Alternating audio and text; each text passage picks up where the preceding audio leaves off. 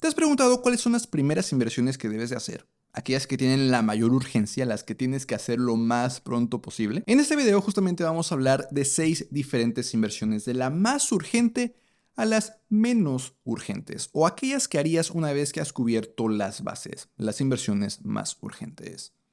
Pensando que quizás tú has recibido una buena cantidad de dinero o estás pensando en liberar parte de tu presupuesto para todos los meses destinar dinero a tus finanzas personales, a la mejora de tus finanzas, este video podría ser la guía que necesitas para encontrar en dónde deberías de destinar ese dinero para que tenga el mayor impacto positivo posible. Por cierto, este video es patrocinado por mi curso de finanzas personales que en este momento, como estamos celebrando el 4º aniversario de este canal, tiene 40% de descuento utilizando el cupón 4º aniversario en el enlace que está allá abajo en la descripción. Esta promoción aplica solamente durante el resto de agosto, que ya son solamente unos días, entonces no dejes pasar esta oportunidad.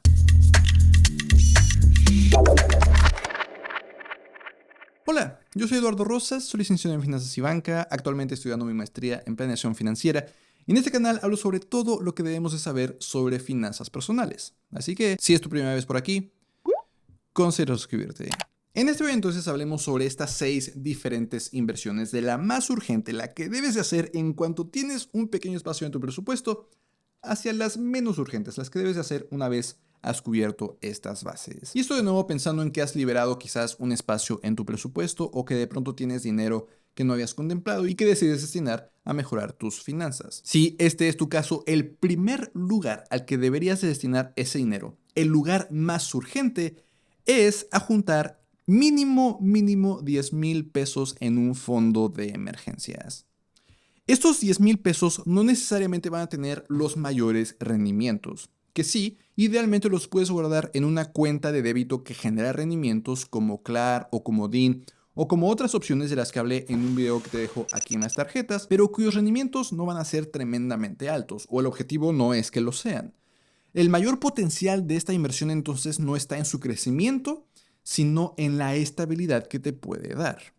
Que estos 10,000 pesos ya estén ahí listos para que en cualquier emergencia los puedas utilizar, significa que en caso de emergencias no tienes que endeudarte o no tienes que interrumpir otras inversiones que vamos a ver en este video, que sí podrían estar creciendo aceleradamente.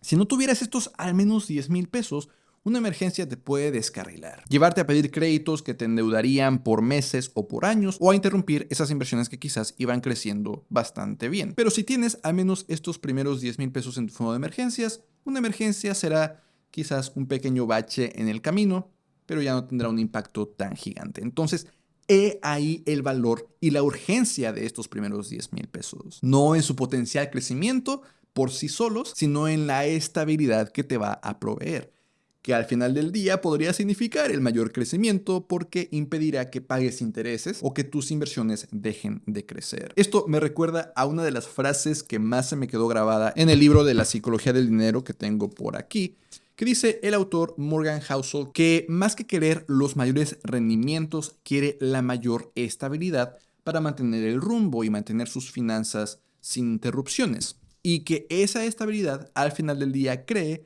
que le dará los mayores rendimientos. Entonces, la estabilidad por sí sola sí puede generar los mayores rendimientos, no necesariamente por la inversión que está generando, sino porque nos permite mantenernos en el rumbo correcto. Pero una vez cubiertos al menos esos 10,000 pesos en el fondo de emergencias, el segundo punto, también tremendamente urgente, es el pago de nuestras tarjetas de crédito. Y esta inversión, al contrario de la primera, sí nos va a generar por sí sola los mayores rendimientos, porque sobre todo las tarjetas de crédito en México cobran intereses gigantes de 40, de 50, de 70% de interés anual, lo que significa que si nosotros pagamos esa deuda, dejamos de pagar esa cantidad de interés. Y ese es el mayor rendimiento garantizado que nosotros podríamos encontrar. Para simplificar, imaginemos que tú tienes una deuda de 10,000 pesos que te cobra 40% de interés anual. Eso quiere decir que en un año tendrías que pagar 4,000 pesos solamente de interés. Pero si tú pagas 1,000 pesos de esa deuda, ahora tu deuda es de solamente 9,000, tu interés solo sería de 3,600. Esos 1,000 pesos que tú pagaste generaron un 40% de rendimiento porque son 400 pesos menos que tú debes de pagar de interés. Ninguna otra inversión te puede dar semejante rendimiento. Ahora, el hecho de que este punto esté en segundo lugar no significa en lo absoluto de que mientras juntas tus primeros 10,000 pesos de tu fondo de emergencias, no debes de pagar tus tarjetas de crédito. Claro que no. Lo único que significa es que si tú, por ejemplo, hiciste un espacio en tu presupuesto o recibiste dinero de una herencia o de cualquier cosa, es más urgente destinar ese dinero adicional a los primeros 10,000 pesos que al pago de tus tarjetas de crédito. Pero aún así deberías de seguir pagando tus tarjetas de crédito en lo que juntas los 10,000 pesos de tu fondo de emergencias. Te darás cuenta de que esto matemáticamente no tiene mucho sentido.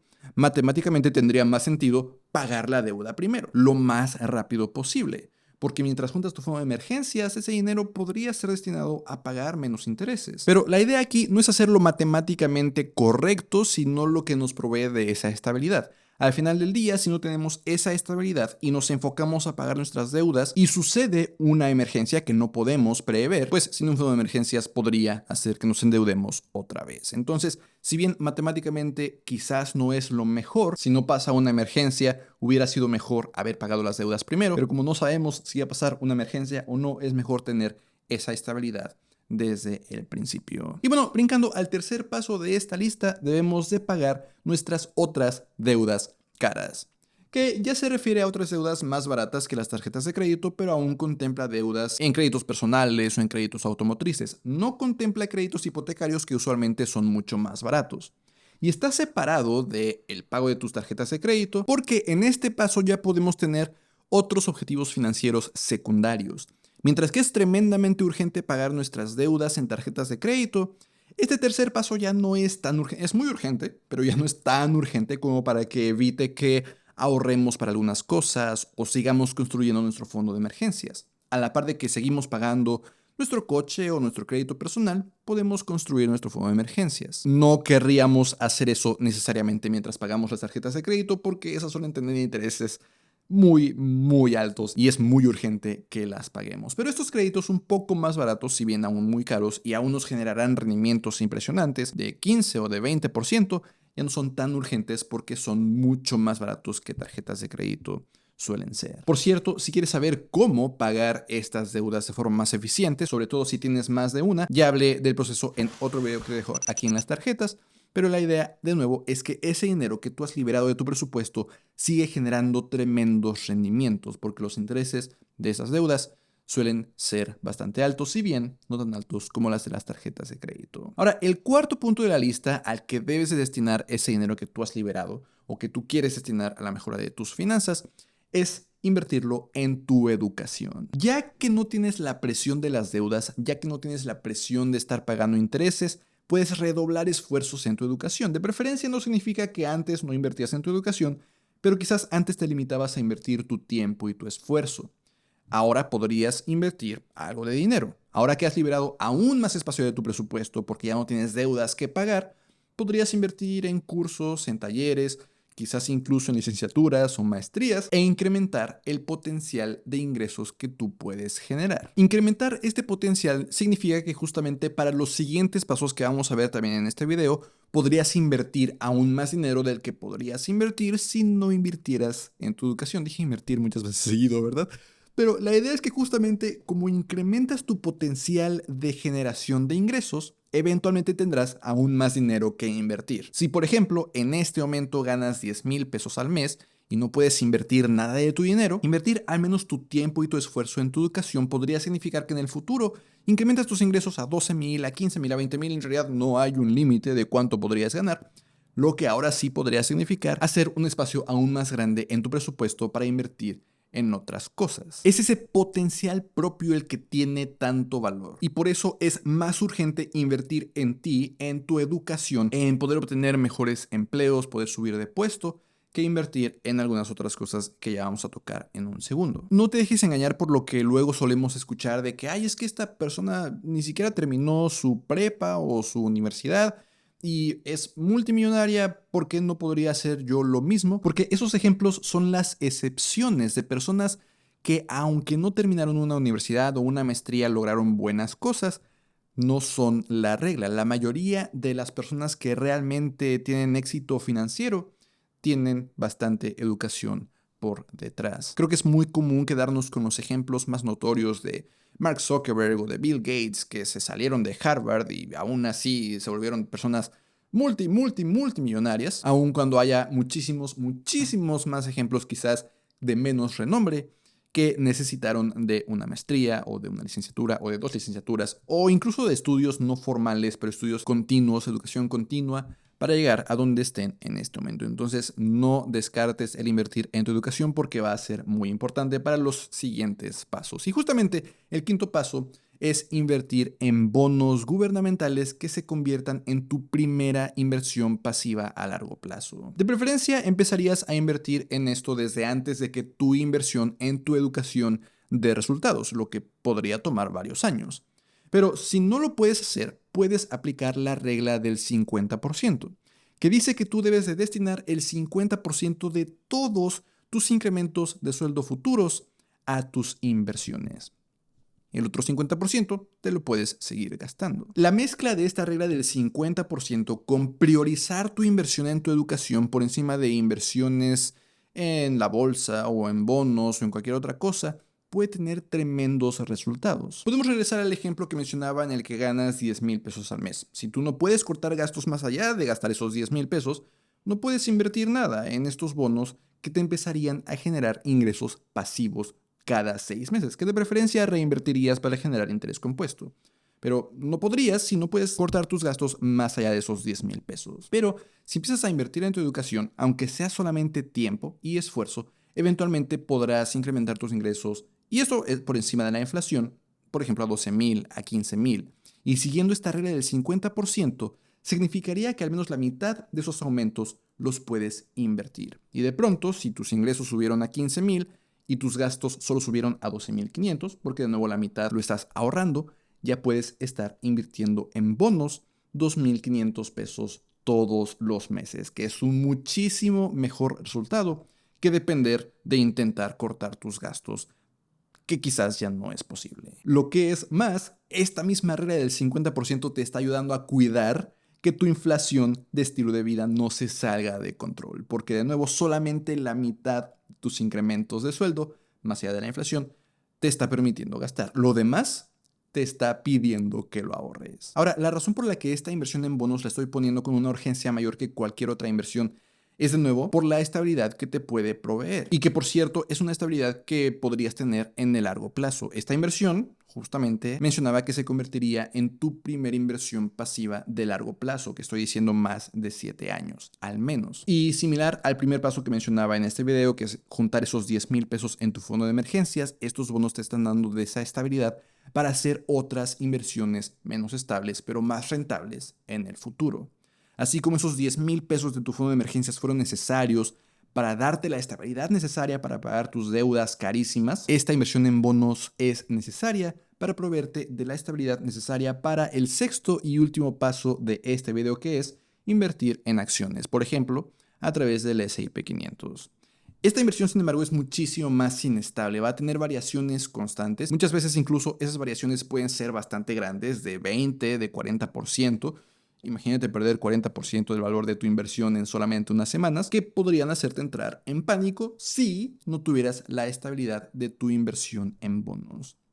Entonces justamente este paso está en último lugar, porque quizás tú empiezas con una inversión completamente en bonos y luego lo cambias a 90% en bonos, 10% en esta inversión en acciones, en el S&P 500. De forma que incluso una variación de 40% en el valor del S&P 500 es solamente una variación de 4% en toda tu inversión, porque el 90% está en bonos y eso no varía en realidad. La idea es que poco a poco vayas incrementando el riesgo que estás tomando con esta inversión, que cada vez tu inversión en el S&P 500 sea mayor. Lo que puedes hacer es utilizar la regla del 110, que dice que a 110 debes de restarle tu edad para encontrar qué porcentaje debes estar invirtiendo en el S&P 500.